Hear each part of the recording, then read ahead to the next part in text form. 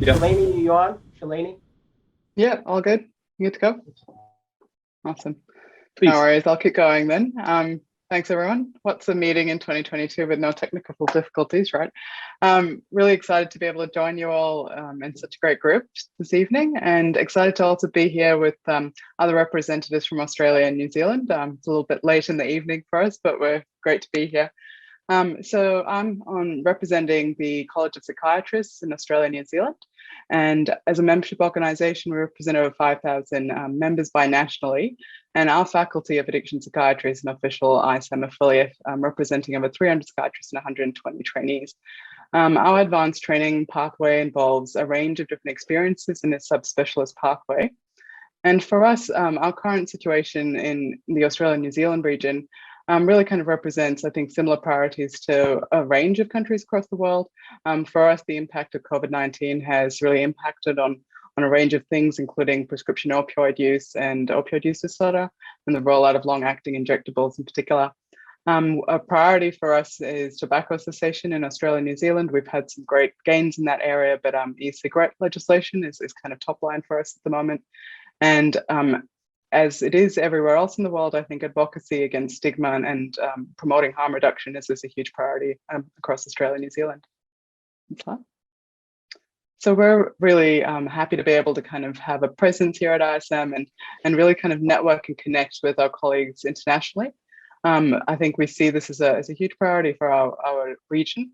We're a little bit further away from some of the countries represented here, and it's really able to be represented here in a Zoom space allows us to connect with colleagues internationally.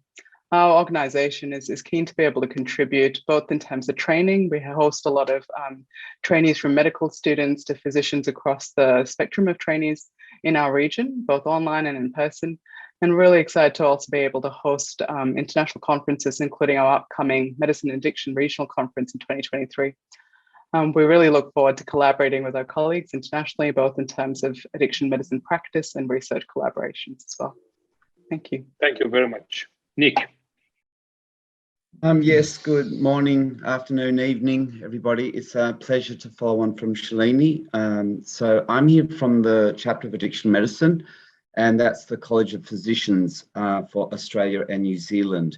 For those of you unfamiliar, Australia has the British model of colleges around which specialties are organised, and that pretty much determines what would be considered board certification.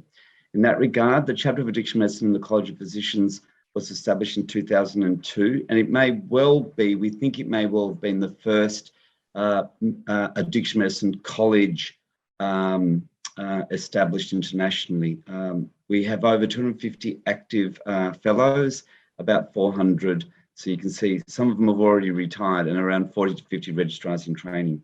It's a 3-year training program open to doctors who either have an existing specialty or have already completed the first part of basic physician training.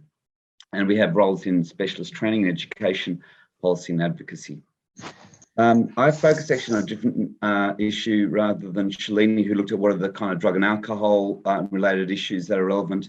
I've actually focused on some of the sort of more professional issues that really relate to addiction medicine specialists, and I'm sure Shalini would agree that this also applies to our addiction psychiatrists. We have an aging workforce, and that is a real challenge for us. So over 60% of our fellows are over 60 years of age. As I remember someone once pointed out, you're in trouble when your average age approximates the average methadone dose of your patients. We also have had difficulties establishing our training positions, and also, I'll move on actually. So what can we expect and what from AChAM? Similarly, I think to a lot of the speakers will talk about linkages to international colleagues, and that's now made far more possible, all the linkages through our Zoom technologies and so forth, linking educational resources and research networks, and the ability to harmonise some of our policy and advocacy efforts. Australia, we offer great education and training opportunities, including the opportunities for placements for international doctors. We've had a number of doctors from Asia over the last decade or so come and do training in Australia, and we're keen to promote that. And of course, Australia has got great expertise in clinical research, and we're very, very keen to be active in the policy advocacy efforts. Thank you. Thank you, Nick. Leon Hydes. Hi, my name's Craig Rodgers. Leanne's unfortunately one of those people who can't get into the meeting. I'm actually the Vice President of the Australasian Professional Society on Alcohol and Other Drugs. Leanne is our current President. Thank you. So just a little bit of background about APSAD. APSAD's actually established in 1981 in Australia and now also includes New Zealand.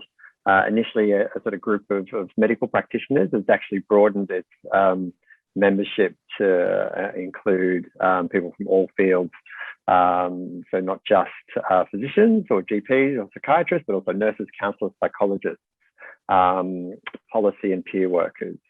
We have our annual scientific conference held throughout Australia and also New Zealand, coming up in usually late October, early November. And we also have our sort of major peer-reviewed scientific journal, the Drug and Alcohol Review, which has been running for over 40 years. APSAD membership is over 400, about 450 members currently. Our current situation is we are sort of reviewing the membership model, and we benefits with open access publishing becoming the norm. We've made student membership free to encourage sort of younger people into the profession, to sort of speak to Nick's point about a slightly aging cohort of physicians. And COVID has slightly reduced our membership numbers due to financial hardships, but like many other people, it's increased opportunities for professional development. In terms of what does our organisation expect, collaboration, that's probably going to be the word of the evening, and sharing recent research and clinical guidelines, as well as a global forum for discussing and addressing key issues. We can contribute access to a multidisciplinary professional society working across Australia and New Zealand, as well as evidence-based high-quality research through the journal, and potentially connections with government organisations and other non-government organisations within Australia and New Zealand.